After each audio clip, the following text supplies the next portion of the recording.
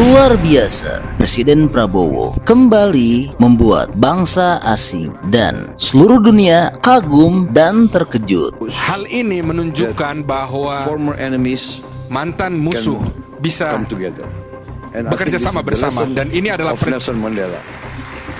pelajaran dari Nelson Mandela. Saya ingin mengatakan, iya, di depan seluruh delegasi dunia, Presiden Prabowo telah berdialog terbuka dengan para pemimpin hebat dunia. Di antaranya ada Presiden Putin, Wakil Presiden China, dan pemimpin negara dari Bahrain dan Afrika Selatan. Dan yang luar biasa, dalam momen dialog ini, Pak Prabowo telah memberikan jawaban-jawaban yang sangat cerdas, yang bahkan sampai membuat seluruh delegasi dunia yang hadir dalam panggung ini pun sampai riuh bergemuruh memberikan aplaus kepada Pak Prabowo. Dan juga Presiden Putin dan seluruh pemimpin negara lain pun ikut kagum pada kecerdasan dan kehebatan Presiden Prabowo. Bahwa saya adalah mantan prajurit, dan sebagai mantan prajurit, saya sangat paham nilai-nilai dari perdamaian dan rekonsiliasi. Berbicara daripada membunuh satu sama lain, ini adalah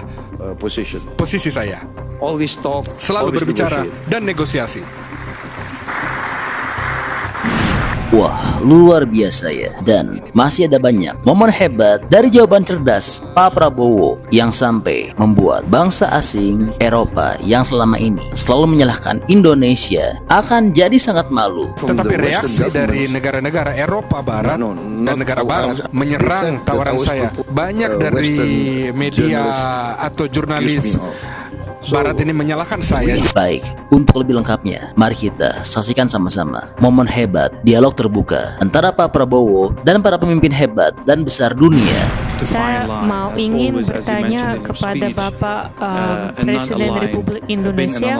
Indonesia selalu menurut jalan non-blok yang tidak menurut tidak mengikut satu pihak atau pihak yang lain. Jadi Indonesia mau berjalan terus sebagai itu. Terima kasih. Menurut hemat saya, ini tidak mudah, tetapi ini adalah garis yang kita determinasi untuk kita jaga. Seperti yang saya katakan, kita menghormati seluruh kekuatan dunia, kita menghormati tetangga kita, dan kita sangat percaya bahwa satu-satunya cara untuk kemakmuran adalah kolaborasi, kooperasi, dan hidup bersama dengan damai. Dan ini apa yang kita usahakan untuk capai. Jadi kami ingin membuat hubungan, dan kita berusaha untuk meyakinkan seluruh pihak bahwa satunya cara untuk karena planet ini menjadi kecil dan lebih kecil, kita tidak dapat mendukung rivalitas yang sedang terjadi dan tidak memiliki arah, khususnya menuju konfrontasi. Jadi saya yakin bahwa kita harus dalam jalan ini, jalan non-blok.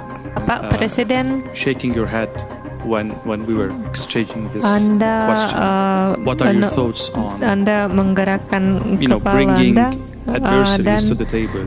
Does it require is defeat a prerequisite for dialogue, or we can bypass this phase and go to dialogue? Salah satu negara harus kalah di dalam konflik sebuah konflik untuk mencapai damai, atau itu tidak perlu? Kalau Anda izinkan, Nelson Mandela adalah salah satu dari ikon pahlawan saya. Saya pikir dia adalah seorang inspirasi. Dia pernah dipenjarakan selama bertahun-tahun. Dia pernah dihukum mati, diancam untuk dihukum mati, dipersangkakan dalam banyak hal, dan salah satu statement dia, kami ingin memberikan hidup saya untuk prinsip kebebasan. Tetapi kebaikan, kebesaran dari Nelson Mandela ketika dia keluar dari penjara, dia justru bekerja untuk berrekonsiliasi dengan musuh lamanya. Ini adalah kebesaran dari Nelson Mandela, dan saya juga berusaha untuk mempraktekkan ini dalam politik atau kebijakan dalam negeri kami di Indonesia. Saya merekonsiliasi banyak dari oposisi atau lawan kami. Misalnya kita pernah punya lama separatis pemberontak di Aceh. Saya pikir itu sangat lama, lebih dari hampir 30 tahun. Bayangkanlah bahwa mantan komandan dari GAM yang berperang melawan kami Indonesia atas selama 25 tahun bahkan lebih, sekarang dia bergabung dengan partai saya. Dia di dalam partai politik saya, dan dia sekarang adalah gubernur Aceh, dan saya adalah presiden dari Republik Indonesia. Hal ini menunjukkan bahwa mantan musuh bisa bekerja sama bersama, dan ini adalah pelajaran dari Nelson Mandela. Saya ingin mengatakan bahwa saya adalah mantan prajurit, dan sebagai mantan prajurit saya sangat paham nilai-nilai dari perdamaian dan rekonsiliasi. Sebagai mantan prajurit, saya selalu berusaha, sekarang bahkan sebelumnya saya selalu berusaha untuk bernegosiasi. Lebih baik berbicara daripada membunuh satu sama lain. Ini adalah posisi saya. Selalu berbicara dan negosiasi. Saya akan kembali ke aspek terutama aspek nuklir yang keadaan yang ada di dunia sekarang. Saya mau mengundang negara-negara yang lain untuk perbicaraan kita. Indonesia dan Bahrain dan Afrika Selatan mendalam hubungan Anda dengan Rusia. Jadi konflik ini bisa berlangsung agak lama ya. Jadi bagaimana Anda merencanakan bertemu dengan hasil konflik ini dan sanksi kedua dan sanksi balasan ya. Jadi ini keadaan yang agak sulit, tetapi ini realitas yang ada.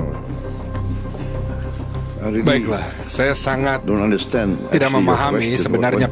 Saya tidak memahami pertanyaan Anda tentang secondary sanction. Baiklah,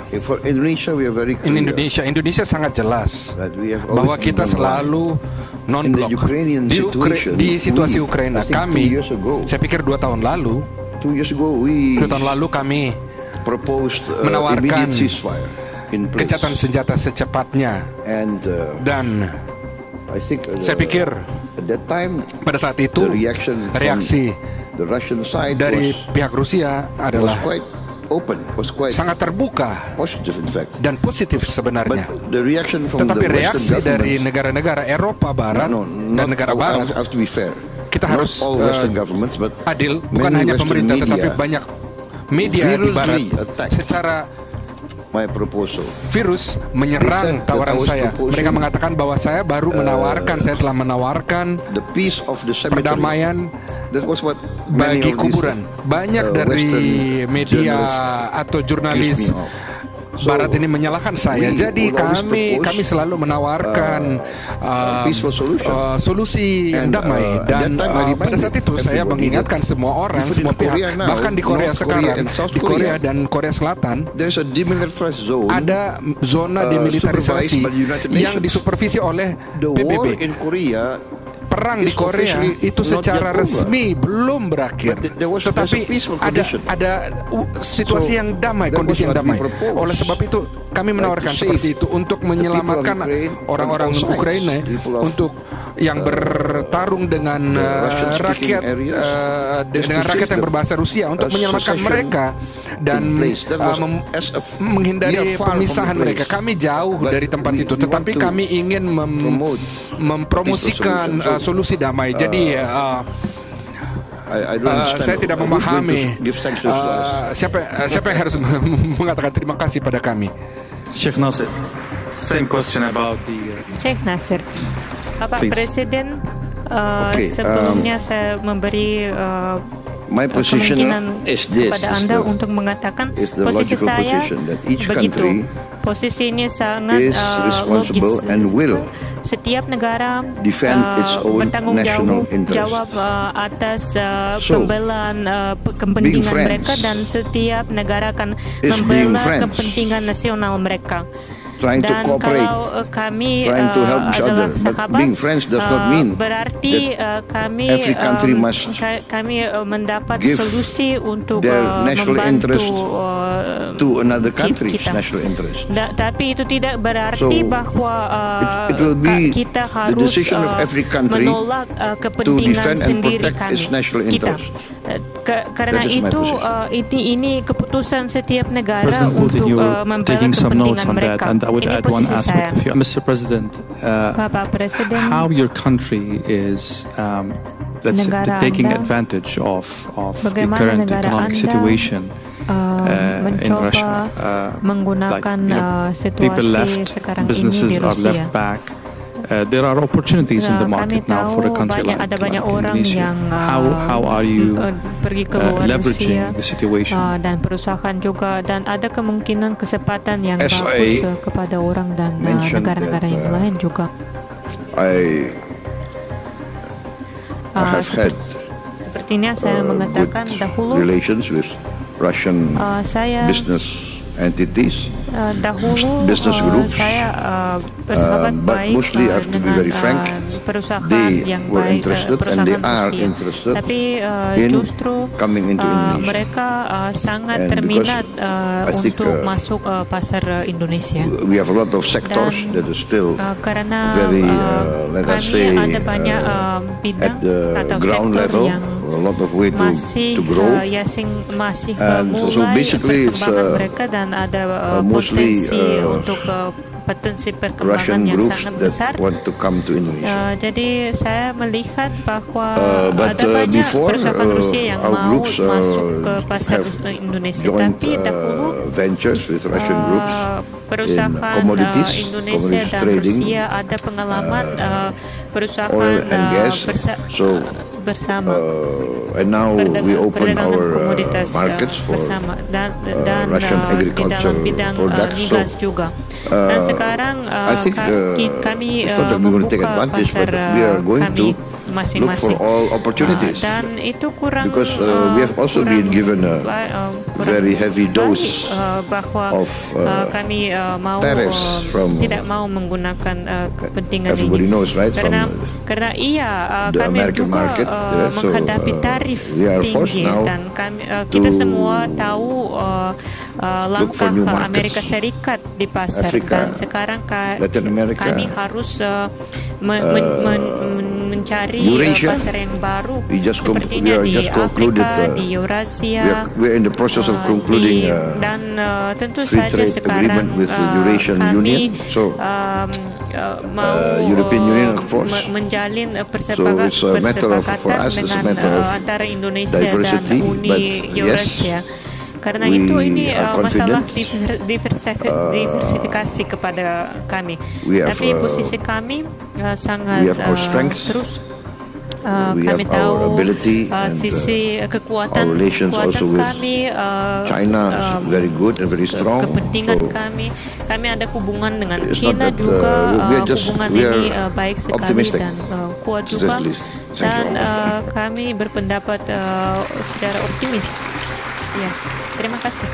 Inilah adalah pertanyaan terakhir saya, dan sekarang saya mau memberi 1 menit kepada semua peserta diskusi kita.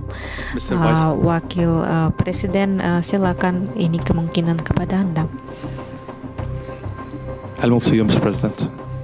Dan ini kemungkinan kepada Anda, Bapak Presiden. Saya ingin mengucapkan terima kasih kepada Bapak Presiden Vladimir Putin atas kesempatan besar ini. Saya pikir kami belajar banyak satu sama lain. Terima kasih banyak.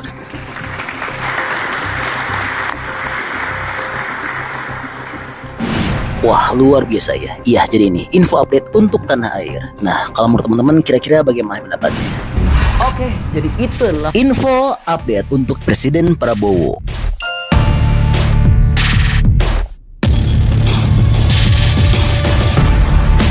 Oke, masih banyak nonton, jangan lupa untuk bantu di like dan di share video ini. Jangan lupa juga bantu untuk subscribe ya. Oke, stay tune at my channel. See you next video.